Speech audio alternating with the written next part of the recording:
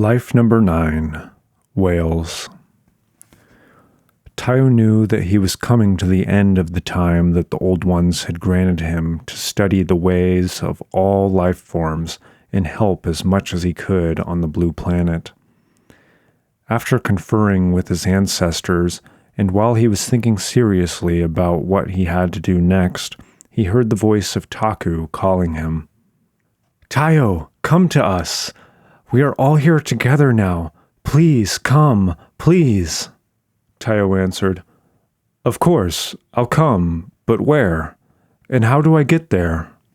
"Follow the sound of our voices and think Somali," Taku replied. So Tayo listened carefully to the voices and thought Somali as hard as he could, and as he did, he knew he was being drawn to his next mother. When he first opened his golden eyes, Tayo found himself looking into a pair of soft brown ones that belonged to a middle-aged lady. "Welcome, little man-cat," she whispered gently to him. "We were expecting you, for you were promised to be my niece before you were born. However, you must stay here with your nice brown mother until you are old enough to leave." Tayo was once again an only kitten, and as he cuddled close to his mother's tawny-colored tummy, something told him that this mother could talk in the same way that he could.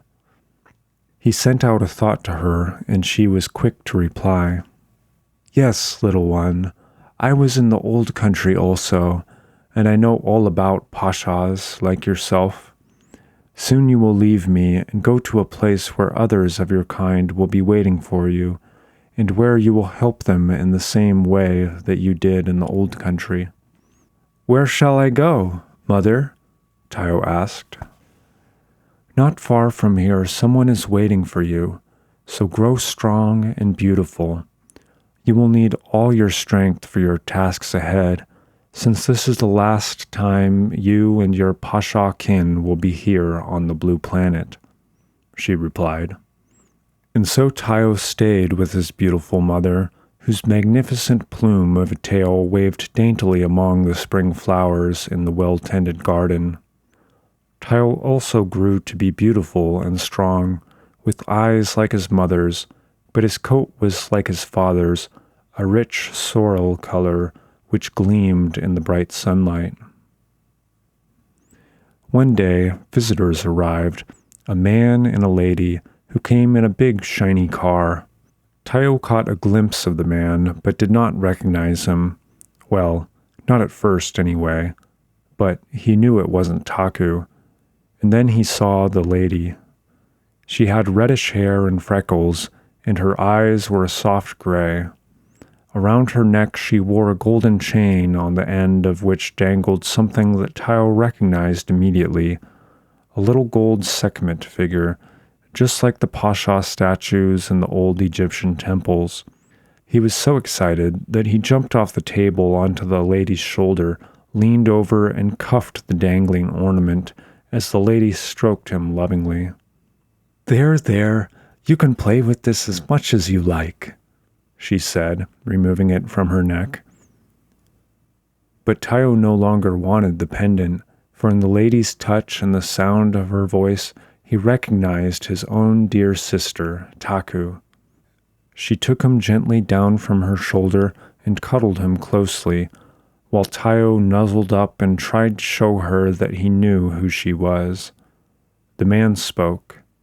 "You see, my dear, he recognizes you, just as we were told.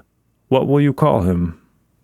There was a pause while the lady gently rubbed Tayo's plump tummy. "Why, Tayo, of course. What else?" They laughed merrily together, and soon they were off in the shiny car to Tayo's new home. Carriagewin and Dylan, for that was what the man and woman were called, had an 8-year-old daughter named Merlin. You can imagine Tayo's surprise when he recognized her as the kindly Murry he had known in Egypt, and who had also been with him in other lives. And it did not take him long either to realize that Dylan was his old shipmate, Jake, who had at last found the loved ones he lost all those years ago. But that was not all. There were also 2 other cats, an old brown Burmese named Arthur, and a little female tabby who had come to them as a stray, who they named Rhiannon. Now do I need to tell you that they were Rayan and Shauna?